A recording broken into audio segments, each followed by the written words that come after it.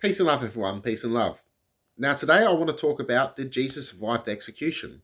This is also known as the swoon theory. Now, first off, I'm going to mention the movie of Jesus Christ, the Passion, where they show him getting whipped and blood everywhere. This is more Christian propaganda. Now, also apologetic propaganda as well. In the Bibles, it mentions that he was whipped, he was just beaten and spat on and mocked, and they placed a crown of thorns on him. And all the disciples differ, well, the Gospels, I should say, differ on the account. Now, some mention he was blindfolded and hit and mocked.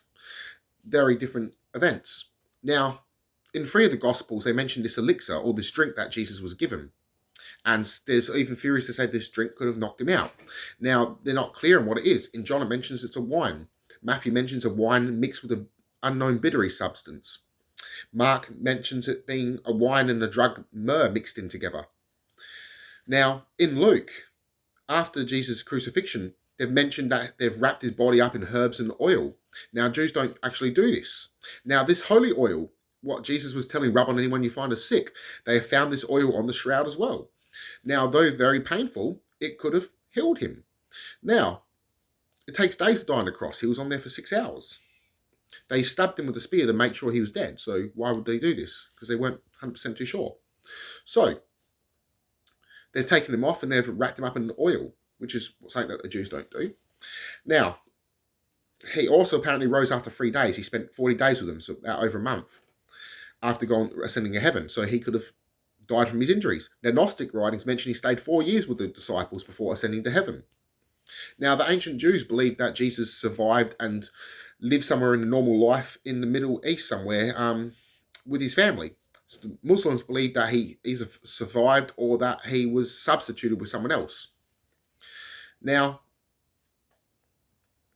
another thing is if he was passed out and he had the treatment then and then, he could have survived. We can do stuff like this now. If Jesus was in our time, we could save the man, yes, if the treatment was right then and then on the right necessary time.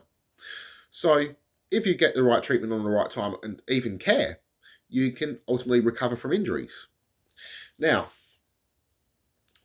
the resurrection to Gnostics is seen symbolically, meaning that we all must do our own resurrection, be reborn, in a sense, which is about rebuilding yourself. And life, we must constantly go through our own rebuilding of ourselves, our own resurrection, in a sense, to be reborn. And this is also what the meaning of reborn is becoming the best version of you, the true you, discovering the divine spark within yourself. Now, it's the message of Yeshua, Jesus, that matters. And that was unconditional love, teaching others the divine spark within themselves, saying that you are God's, that together we can do greater things than him. So, you have a very compassionate man about unconditional love. And this is all that really matters, is the message. Yeshua was against religion. He was against the hierarchy. He was giving power to the people. This is what he supported. He supported your own personal path and unconditional love. He said that if you would simply love each other, you wouldn't need to hurt anyone. You wouldn't need to do the same shitty things that control everyone else. He said, pay your taxes. Don't let any of those sort of people bring you down. Ultimately, they don't know what they're doing.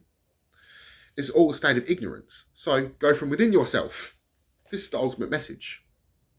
So resurrection, take it symbolically. With most writings, take it all symbolically. And with Jesus surviving, this is a much more realistic, scientific approach to it. And there is hints of this in the Gospels, as I mentioned, with the elixir, even with the wrapping him up in the linen cloth with the oil. And on the shroud, they found this oil.